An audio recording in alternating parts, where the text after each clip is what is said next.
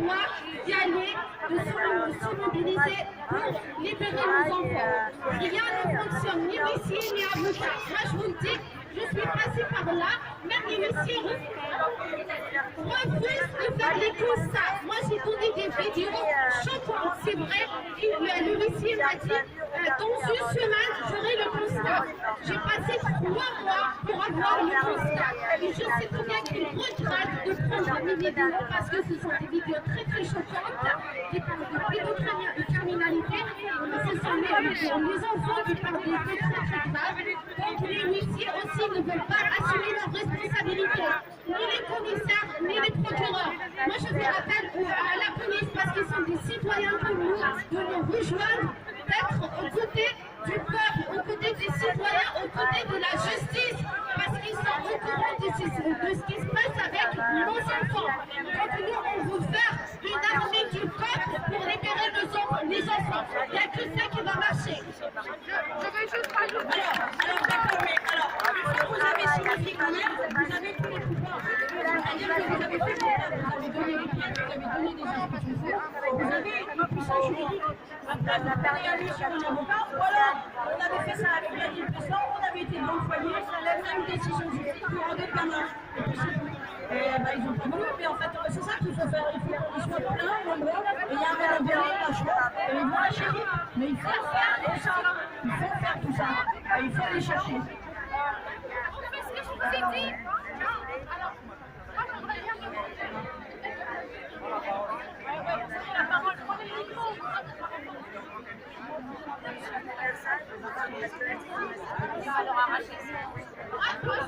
Ils sont hors la loi. Ceux qui représentent la loi sont hors la loi.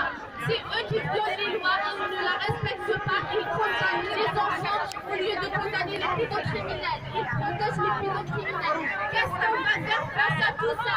On doit juste se mobiliser. On demande que la justice. On demande que la justice. On demande que la libération de nos enfants. On veut juste sauver nos enfants. On doit se mobiliser tous du moment que tout le monde entier est au courant de ce qui se passe. La police est au courant. L'armée est au courant, les brigades des mineurs sont au courant, les brigades antiterroristes sont au courant. Moi je dis que ces corrompus, tous ces pédocriminels, ces protecteurs des pédocriminels sont des grands terroristes. Voilà, donc ce qu'il faut, c'est de se mobiliser, d'être unis, solidaires, faire un grand groupe pour y aller libérer nos enfants. Et je demande s'il y a des parents ici qui ont des enfants enlevés par le service criminel, de laisser vous coordonner. Merci. Oui. Allez, notez vos coordonnées. Moi, en fait, je vais plus loin.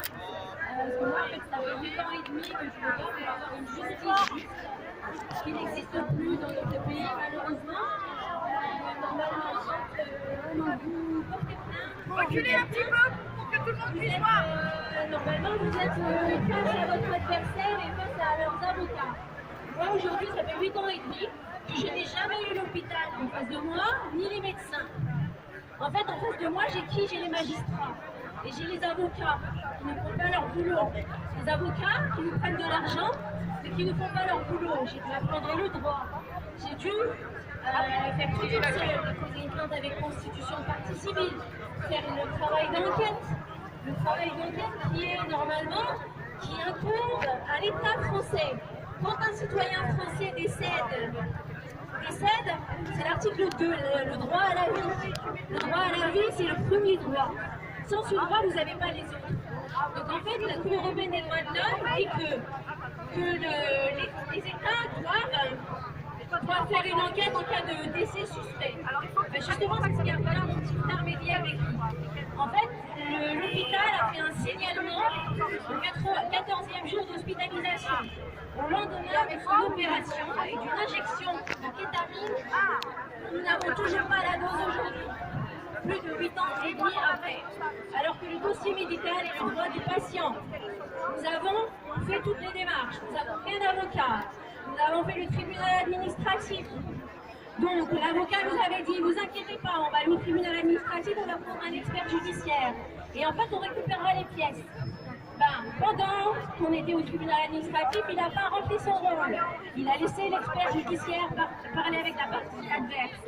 Il n'est pas venu au tribunal administratif. L'expert judiciaire a rendu une expertise biaisée, disant tout le contraire de ce qui est établi dans les littératures médicales, tout le contraire du protocole de soins établi pour la maladie de mon petit frère. La chance que j'ai dans mon malheur, c'est que je fais de la recherche et de l'enseignement, que c'est mon travail, que je suis chimiste. Donc, j'ai décortiqué le dossier médical. J'ai dû faire une travail d'enquête. J'ai découvert que cet expert judiciaire a camouflé aussi la mort d'un bébé qui s'appelle Marie Bellomo.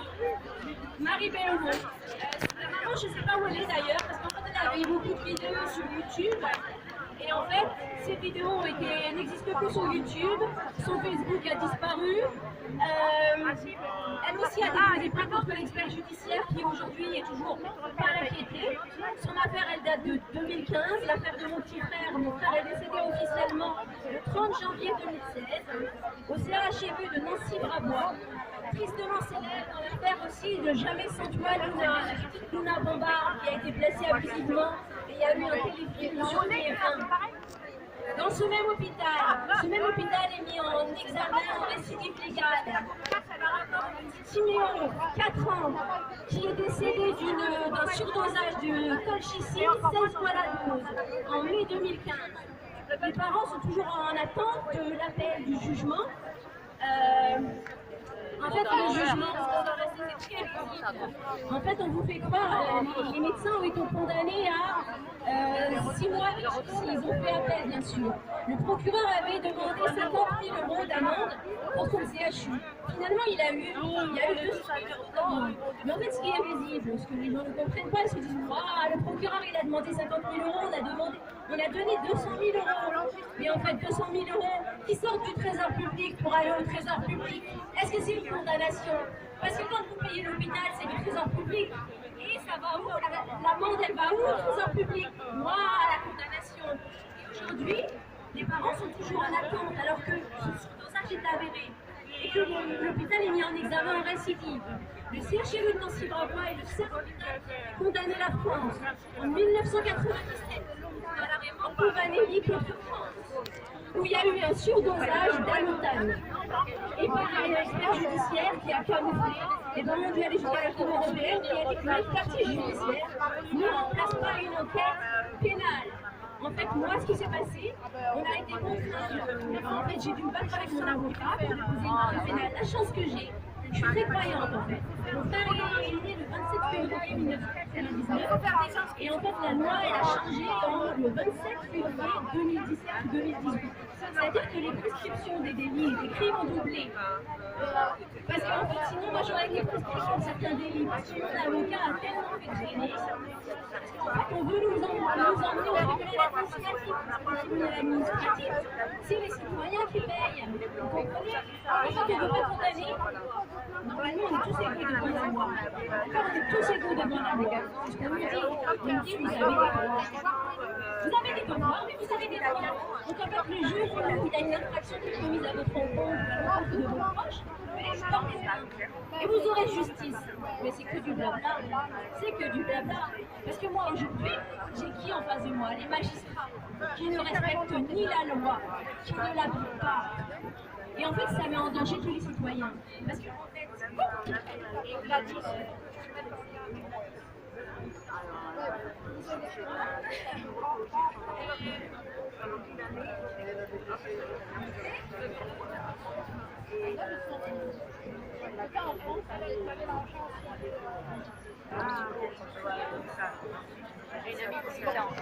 en fait, on a fait une vidéo à plusieurs filles.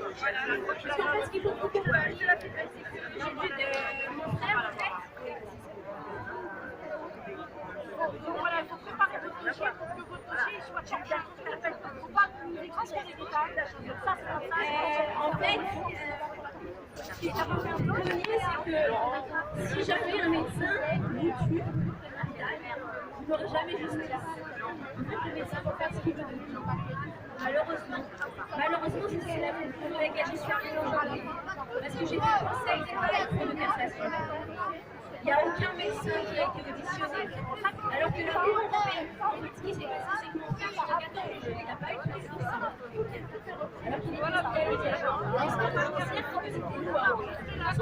réanimation.